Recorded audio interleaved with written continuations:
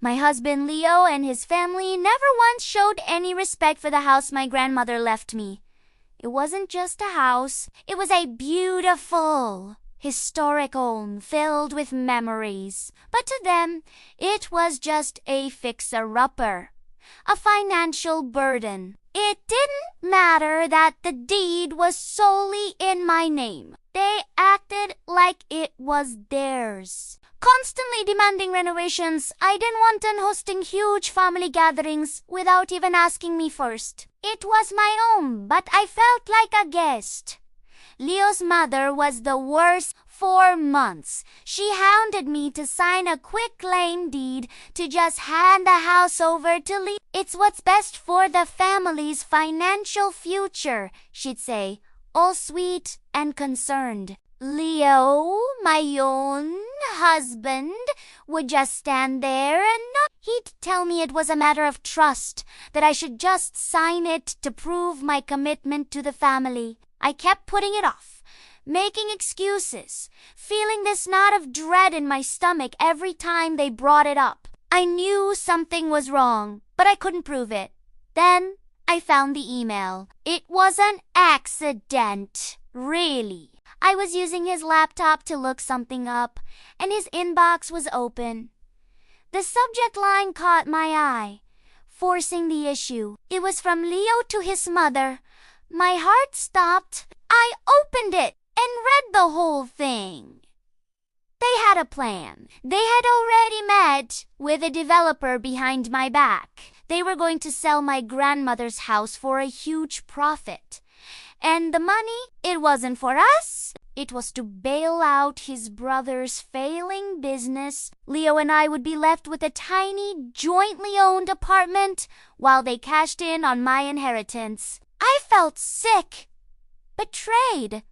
I didn't say a word. For a whole week, it went silent, just observing them, watching them whisper and smile, thinking their plan was working. They thought my silence was me giving in. Finally, I told them, with a calm I didn't feel, I'm ready.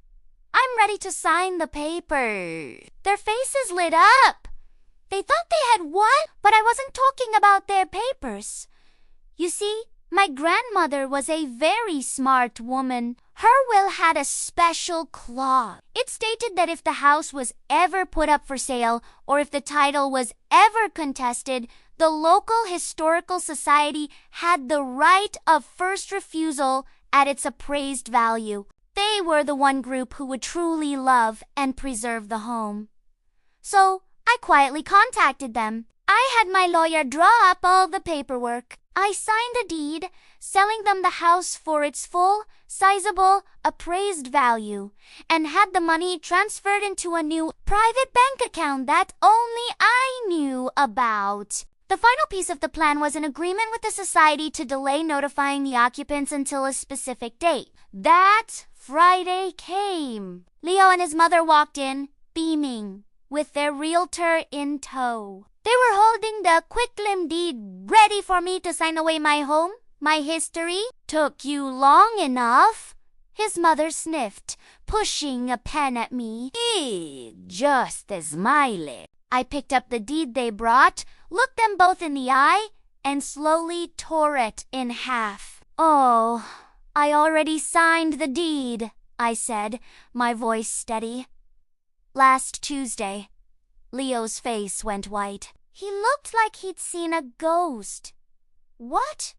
Who did you sign it to? His voice was a panicked whisper. Right at that moment, the doorbell rang. It was perfect timing. Standing on the porch was the head of the Historical Society, and next to him, a police officer. The man from the society held up the new title, the official document. We're here to escort the tenants, he announced. This property is now under the jurisdiction of the City Heritage Trust.